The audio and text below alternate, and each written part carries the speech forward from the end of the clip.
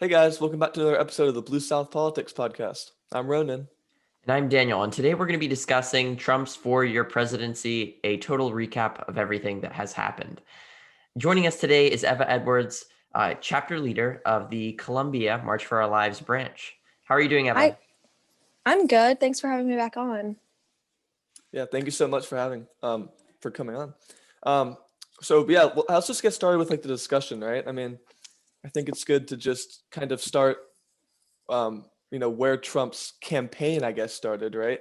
When he beat Hillary Clinton in November, I think it was November 8th, if I'm correct. I can't remember the exact date, but he beat her. The networks called it at around like 2 a.m., I believe. And he became president. It was definitely a pretty shocking moment, right? I mean, nobody could ever have thought that this guy would have won, right, Daniel? I mean, No, for sure. I mean, this guy turned reality TV show star turned politician. It's not like you see that every day, especially one as controversial as him. right. And he's so polarizing in the moment, promising all of these things that have just flipped the earth upside down of all these various things that he's doing, and really gave people, I wouldn't say extremists, but people who have been wanting change so bad. And it's such a drastic change. And here he is promising all this change. He's the most appealing person for the job. Yeah, absolutely. Eva, what about you? I mean, what was your reaction when that happened? I mean, I honestly went to bed thinking, okay, so I wake up in the morning, we're going to have a woman as president. And then I woke up and I remember my mom telling Yeah. me, and it was like terrible. Like the whole house was completely like somber. But yeah, I totally agree. I think he kind of won over a lot of the Republicans by his promises of like draining the swamp and all these like like radical things, like the wall, which he kept up with. And I mean, those promises weren't really fulfilled, but I mean, as we see, he did do some radical things. If No, we actually go back absolutely. to And I the think, Can we actually go back to the yeah, promises? Because I know that we just discussed them, but like in detail, I think the biggest thing that he was talking about during his campaign that he was trying to emphasize was his policy of immigration and his right. idea of building a wall, which is like, this is completely unheard of. And this is probably Mhm. the biggest thing that has been driving his entire force and campaign. And as you mentioned, Eva, draining the swamp. Not only that, like, what else do we hear? Repealing Obamacare, the Affordable Care Act. What else, Ronan? No, I mean, he definitely did campaign on the wall, building the wall, right? Making Mexico pay for it. And I Mhm. think that was definitely one of his first priorities when he got into office. But I think also one more important thing to note about when he got elected, this wasn't like some huge mandate for Trump and the Republicans when he swept into power. He barely won these swing states that put him over the edge. I mean, it's important to realize like this wasn't some like Trumpist revolution Right. in He that didn't even sense. win the popular vote. So, I mean, Right, that too, it's exactly.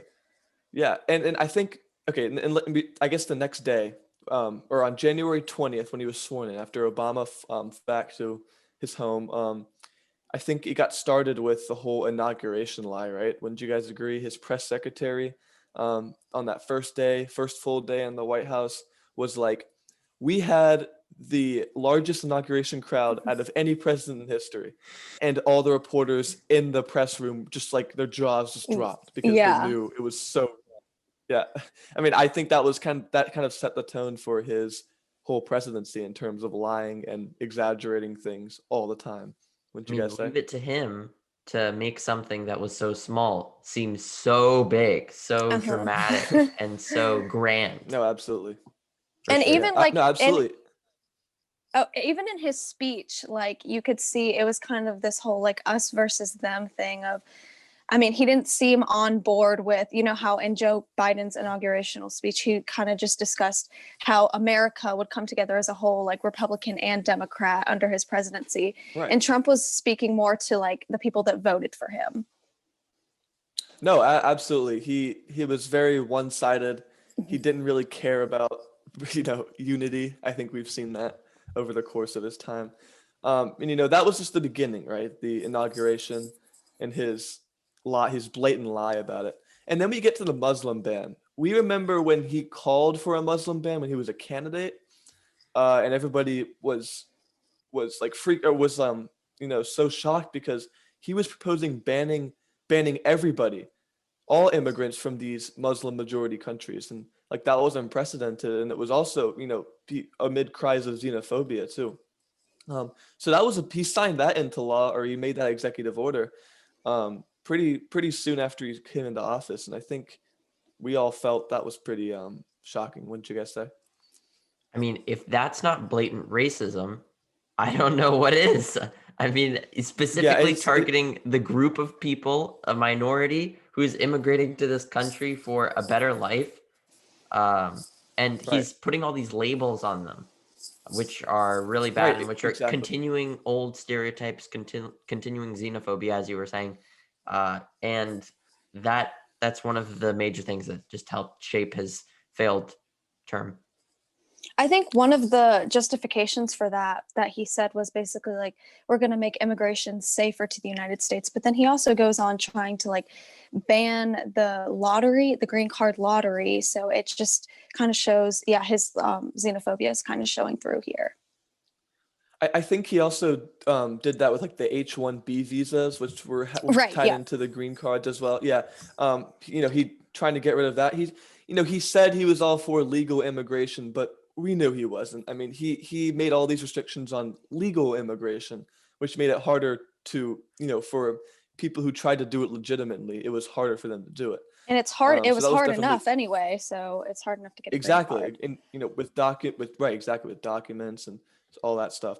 So now I think it's probably best if we move on to when he pulled out of the Paris Agreement and all of his anti-environment policies.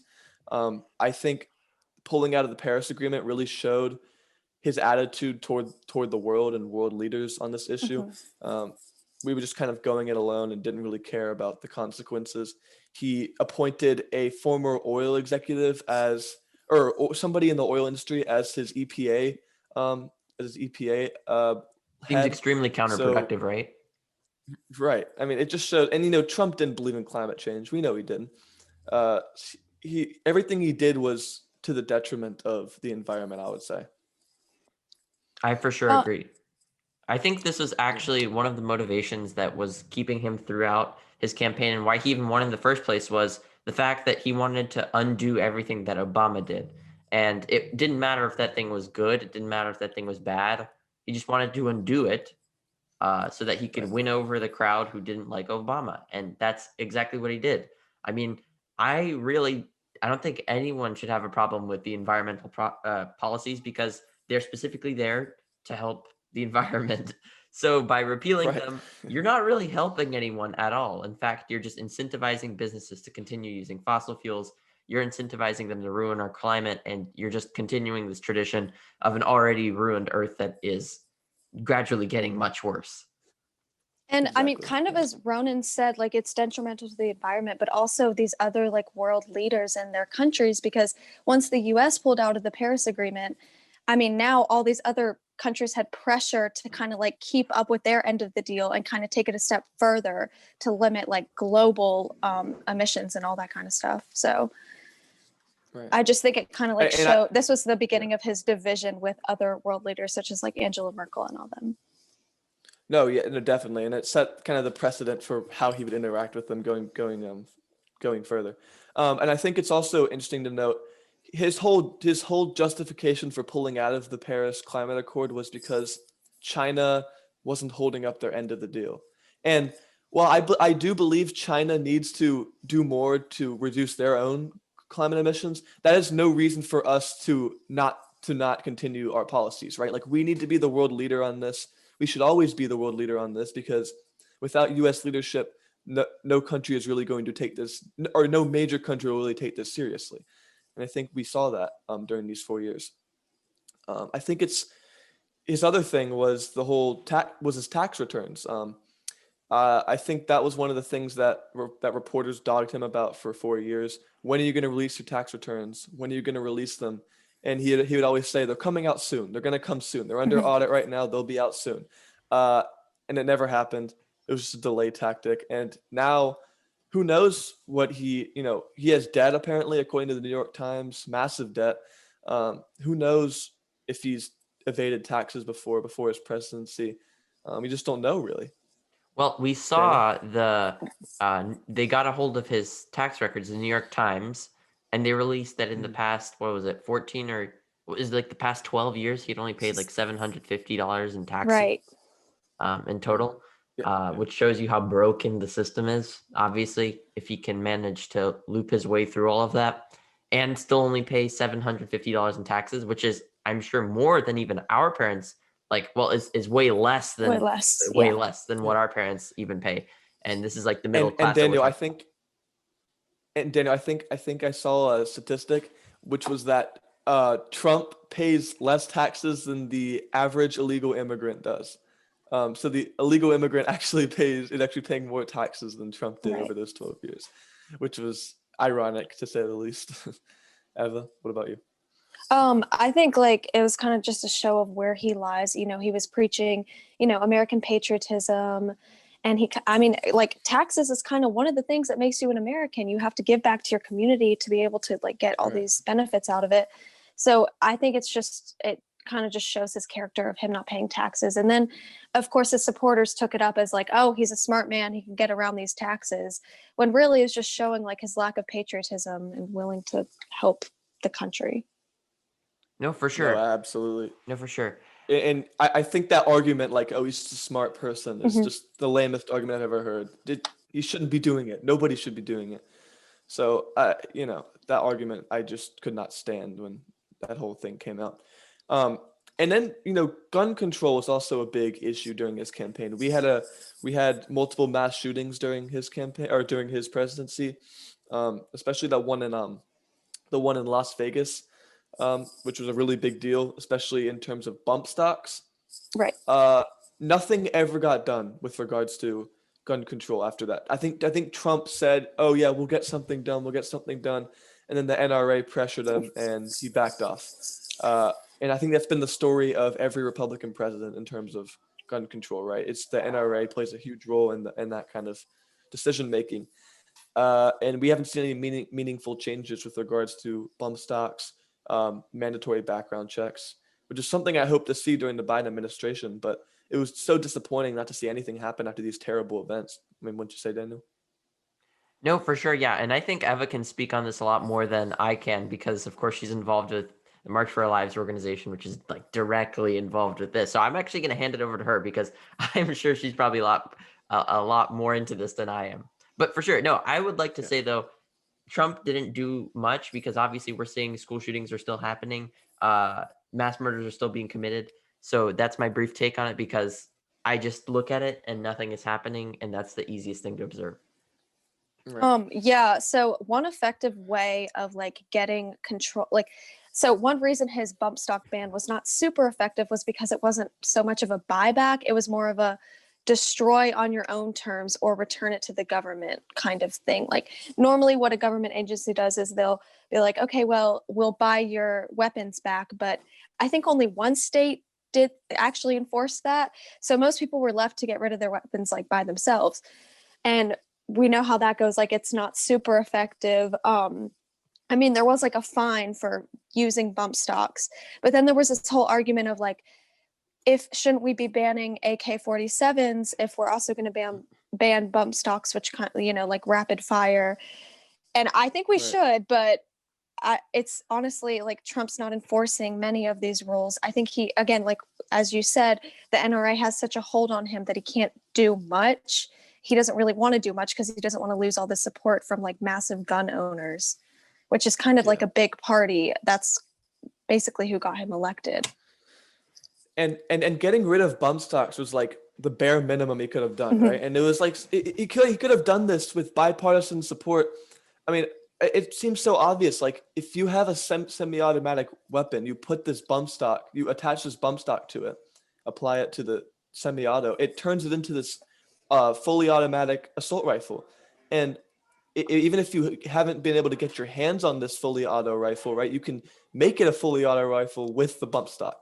So it goes around the limits, I guess, if you're banned from buying fully auto weapons. So It shouldn't have been you a know, discussion in the first place. Like, I don't think, like, nobody needs to fire multiple rounds in a second. Like, that shouldn't, even if you're hunting, I yeah, know there was a big debacle about hunting, but if you're that bad at hunting, maybe you shouldn't be hunting. Is what I'm saying. Right, Like yeah, it seems exactly. like the only reason you would need a bump stock is to like kill people. And so I think, yeah, it's the bare minimum to ban these. Well, listen, even if you're Yeah. hunting, nobody needs to shoot 30 things in under a second. I mean, Right. I don't Yeah. care how much you hunt, like nobody if you're using it for food, like one bullet a second is enough.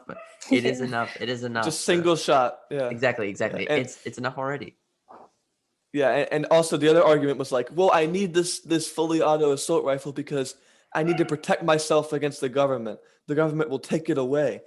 And like and they're saying like the police will come take it away from them. Aren't they the side that's like all back of the blue and stuff? Like I don't Mhm. it's just so I don't get it.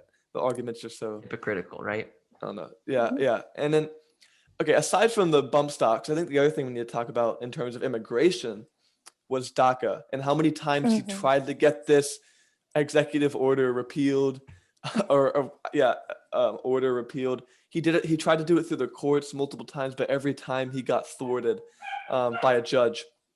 So I mean, thank God for that. But what if he had succeeded in getting rid of it? I mean, that would have been a nightmare for so many of these 700,000 kids who have no other place except for here. You know? I don't think he had any remorse while even like discussing it in the first place. He would calmly sit back in his office while talking about children who were separated from their families at the border and literally lost their families and they were separated from them. Sits there and says, "We need to repeal this program," without thinking twice about it. And he really just didn't put much thought into it. That was one of the most defining emotional things that he said because he didn't care. He obviously did not care. And he sat there and said something just because he wanted his party to support him. And that definitely did not sit well with me. I don't know about you guys, but it definitely didn't look good on him. Neither did it help his image moving forward. I agree. Like, and it also goes back to his kind of not only ban on illegal immigration, but just on immigration in general. Like, DACA was kind of a tool for like children of immigrants, you know, to start their life in America. They could become citizens. And he was trying to repeal that. I mean, it wasn't, they were not the ones coming into the US illegally. So I don't Right. really think that like they should be punished for that. I don't think anybody should be punished for that if they're seeking refuge, but I just don't, it kind of, again, it's kind of contradictory if he's trying to, you know, help people get into the country legally and like assist people becoming citizens and safe immigration and all that, but he's kind of trying to like ban all these um, organizations that kind of assist with that. Yeah. Oh, for sure. And I know I know there was a point where it looked like Trump might actually sign a comprehensive immigration reform bill into law. He invited actually Lindsey Graham of South Carolina, your senator, Eva, and the senator from Illinois, senior senator Dick Durbin, and they discussed comprehensive immigration reform. And the Democrat senator from Illinois, he said Trump seemed very open to this idea. He sounded like he might actually sign a bill if we brought it to the floor or if we brought it to his office. And the next day, when they had an in-depth meeting about it, Trump had been fed all this fear-mongering hype by his advisor Stephen Miller about how immigration was going to destroy the country and all this terrible stuff. And this was also when he made the remark about quote shithole countries, Mhm. other immigrant countries. That was the same meeting, and he started going off on all these immigrant countries or all these countries that contribute a lot of immigrants, and there was no hope for a deal after that. Um, it was pretty sad actually because I had no idea that he was actually close to Mhm. maybe doing this. And I So know like another way, so Lindsey Graham, he's kind of been his like rock throughout this whole thing. Another thing we could talk about is like the government shutdown. I remember yeah, us reading an article about how Lindsey Graham was like urging him to open the government back up. But you know, Trump was like, no, because he was trying to make efforts on the wall. And everybody was urging him, you know, come on, you got to open the government back up. People are losing their jobs. But I mean, and it didn't seem like the wall was going to get done. So I'm not quite sure. It wasn't effective, obviously. So I don't really understand how, like, he thought it would be a good idea to keep the government shut down for what, 35, 34 days? Well, I mean, you Yeah, see, so I do think we you're right. Yeah, 34 Ronan, you've days. got to understand his strategy. It's very much, I don't get what I want. I'm going to be a baby about it, and I'm going to hold everyone hostage until I do get what I eventually want. And Yeah, luckily, he did not get what he wanted. So if you guys want some parenting tactics, go look at what everyone did during the government yeah. shutdown. And I remember even like a quick little story about that was one of the defining moments was that the White House, they didn't have any staffs on aid, so he bought a bunch of fast food. Oh, I for guess the for the Clemson team, Clemson right? football team, yeah. Oh yeah, yeah, yeah. No, I do remember that. That was pretty hysterical.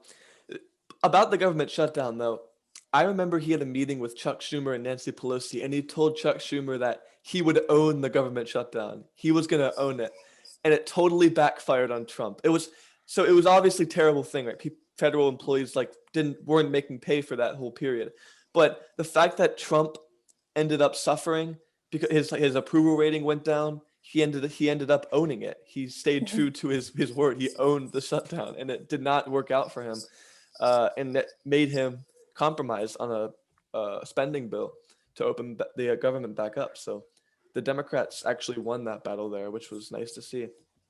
And I think it's probably good.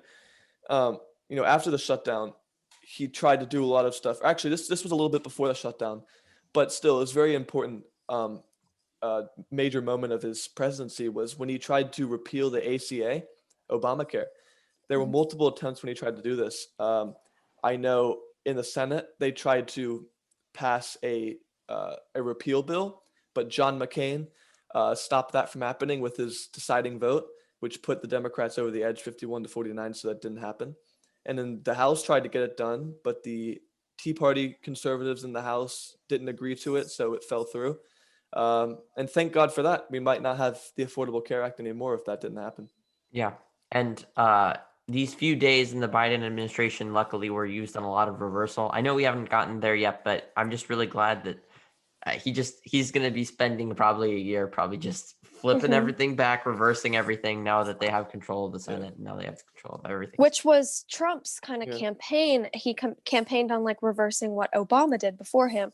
So I think back to what you were saying earlier, I think it was Ronan, about how he didn't really care about any of these policies. He just wanted to undo what Obama did. And he kept, how he kept saying, oh, our health care plan's coming out, like it's coming out. And they, like Yeah. the Republicans didn't really have anything.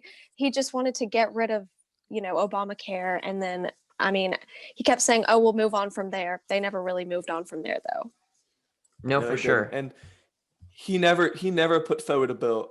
It was actually Right. this was when the House was controlled by Republicans and the Senate was controlled by Republicans. The Speaker of the House, Paul Ryan, actually put forward the bill, and it didn't even make it past the House because there were Republicans who didn't like it. And Trump was just like, "Let's get it done. I need a win. I don't care about what the bill actually says. I need a win for my presidency." And it didn't happen. So that was nice to see. No, for sure. And then the last part that I think was probably the biggest portion that really touched on his presidency were the two impeachments that he's Mm-hmm. had, the two impeachment trials. The first one being the Ukraine one. So that was where he had the phone call with Go with Zelensky. Yeah. Zelensky wanting Yeah. to get some help in America. It was more of Trump He wanting would to like get us. some help. Yeah. No, yeah. Trump Yeah. wanting to get some help in America, which of He course. needed Zelensky to do him a favor. Apparently. Right. That was the words. He needed him to do him a favor, Yeah. and then that luckily, it didn't go anywhere, and it fell through because of the Senate. But we saw a very, very Always. different. We saw something pretty different that happened a few weeks ago, which was the Capitol storming, Right. and that was just could not believe that someone It's would important. attempt a government coup. It's important to note that the Capitol riots were really just the culmination of all the crap that took place during the Trump presidency, and it just erupted in this unprecedented event that we've never seen before, which people like breaking past the police line and getting into the Capitol building, which was just horrifying. And they have evidence now that some of them were trying to take hostage. Were trying to take hostage a bunch of Democratic members of the House, and Mike Pence too. I mean, they just betrayed Mike Pence like Mm-hmm. in a day. Like it just shows how they follow like if Trump like didn't like Mike Pence, right? Started to say like Mike Pence didn't have the courage to do so. They wanted to go kill Mike Pence, Mike Pence, right? which Yeah. was just right, which was just absolutely insane. And I don't know. Yeah, I mean, they I were think it saying, was- hang Mike Pence. Yeah, I think Yeah. it was perfectly characteristic though, because Trump had this whole idea of traitors, like you're fired, which came from, of course, The Apprentice. Right. But I mean, so once he called like Mike Pence a coward, his supporters were going off, and this was kind of the tipping scale for most of his official government supporters. Like Mike Pence, you could see how angry he was. Same with Mitch McConnell. They didn't call to overturn the election as Trump was saying, and so he called them a coward. And that kind of just like, Mike Pence was at the inauguration. We see he kind of moved on from the Trump presidency before it completely drowned. Yeah. No, for sure. And you know what? I realized like Mike Pence was definitely a hanger-on during that whole presidency. He did everything he could to appease Trump. He never said anything bad about Trump, and this is what that gets him, right? Supporters kind of break into the Capitol saying, "Hang Mike Pence." I mean, Right. I don't know if I should. I mean, I guess. I guess I should feel bad for him, but at the same time, maybe you shouldn't have enabled Trump these whole 4 years. I And mean, just to I have get these what you're saying, supporters- Ronan, yeah. but really, what can you do? I'm positive that his cabinet around him were telling him eventually to stop. Mhm. But Yeah. Trump is just saying whatever he wants on Twitter. He does whatever he wants. He acts however he wants. It's extremely sad to watch, and he's just continuing. No, it to is. favor. Yeah. No matter what anyone says, you're not going to get anything out of Trump. So I don't even blame Pence. I just blame Pence for associating himself with him. He knew what was going to happen. And what's so sad is that this impeachment isn't gonna result in a conviction either. I mean, we just saw the Republicans. Only 5 Republicans voted for a motion to continue the impeachment trial, and that's just so sad. Like, at most you'll have 55 members voting for impeachment, which is just a shame. Like, you'd wish that these people would hold this man accountable, but they just, for whatever reason, whether they're scared of his base, they're scared of being voted out, they just won't. It was just such a shame. No, for sure. But Eva, thank you so much for getting to talk to us, stopping by. We really appreciated having this discussion, wrapping up this entire era. And I hope we can move on to a much better 4 years with Joe Biden now as president. So thank you so much, Eva, for joining us. Yes, thank you guys. It was a lot of fun. Yeah, and Yeah, if you guys see- want to see more Q&A live streams, more discussion posts, I think we also started out a comic panel that's happening every single Saturday.